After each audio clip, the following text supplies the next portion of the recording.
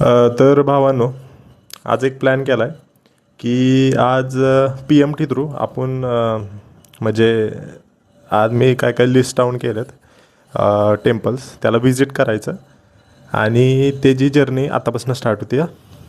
Okay, तर चलूया. तर भावांनो, आता मी म्हणजे रूम तर सोडली आहे आत्ता. आता चाललो मी सरळ बस स्टँडकडं. तर हा माझा रोड आहे जायचा बस स्टँडकडे, जवळच आहे तसं बस स्टँड. तर बस स्टँडवर गेल्यावर आपल्याला 11 नंबरची बस पकडायची आहे. जर तुम्ही पिंपरी गुरावमध्ये असाल तर तुम्हाला बस लगेच मिळून जाईल. तर सगळ्यात पहिल्यांदा आपण दगडूशेठला व्हिजिट करणार आणि त्यानंतर व्हिजिट केल्यावर आपण पुढच्या टेम्पलला व्हिजिट करायला जाणार. तर आपली ही बस लागलेली आहे 11 तर ही डायरेक्ट आपल्याला स्वारगेटनं नेईल, पण आपण स्वारगेटच्या अलीकडेच उतरायचं. तर बस तर निघली आता. तर थोडा वीकेंड असल्यामुळे थोडं असं ट्रॅव्हलिंग करायला मस्त वाटतं. तुम्ही पण निघत जावा. जर तुमच्यापेक्षा गाडी नसेल तर PMT थ्रू करायची. तर मी अजून एकदा आलो आहे आणि मस्तपैकी ऊन पण पडलं आहे, मस्त वाटतं. ऊन, ट्रॅव्हलिंग एकदम.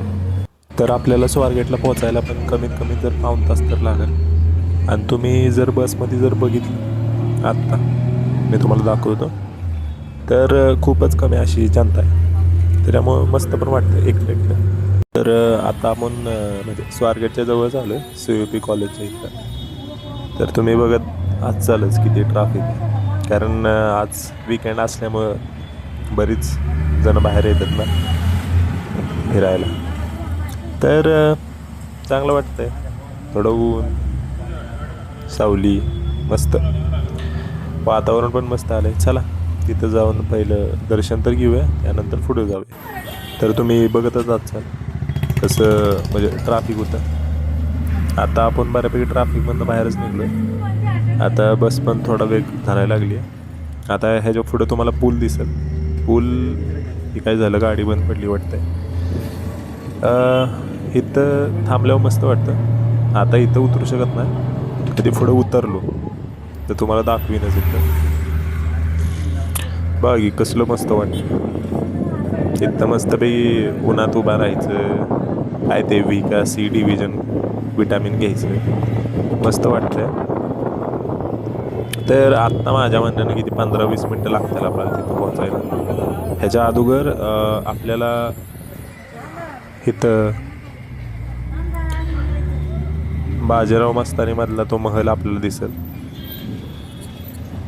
तो येईलच आता एवढ्यात.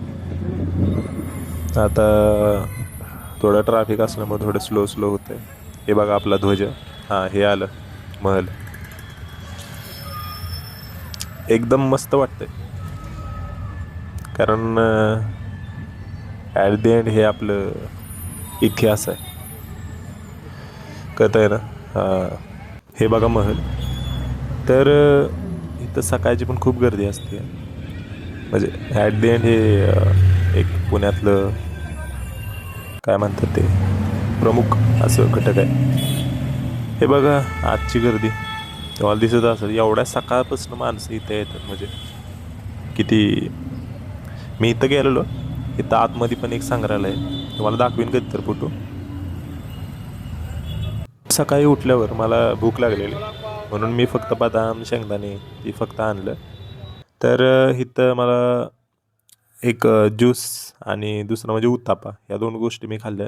तुम्ही इथं चिकूचा किंवा पपयाचा शेक ट्राय करू शकता. तर भावांनो, आपण फायनली पोचलो आहे दगडूशेठच्या इथं. तर तुम्ही बघतच असाल किती गर्दी आहे इथं. कुठल्या पण तुम्ही आठवड्याला जावं किंवा कुठल्या पण दिवशी जावं, नेहमी गर्दी असते. मंदिर पण एकदम त्यांनी प्रॉपर केलं आहे. म्हणजे तिथं आता मेन गोष्ट इथं स्पेस नाही. हा बघा गणपती, मी तुमच्यासाठी एकदम फोटो काढला आहे झूम करून. एकदम कसली भारी मूर्ती. तर आता दर्शन घेतल्यावर आपण आता बस पकडायला जाऊया. तिथनं तुम्ही पुढं जर गेला तर तुम्हाला एक स्टँड मिळेल.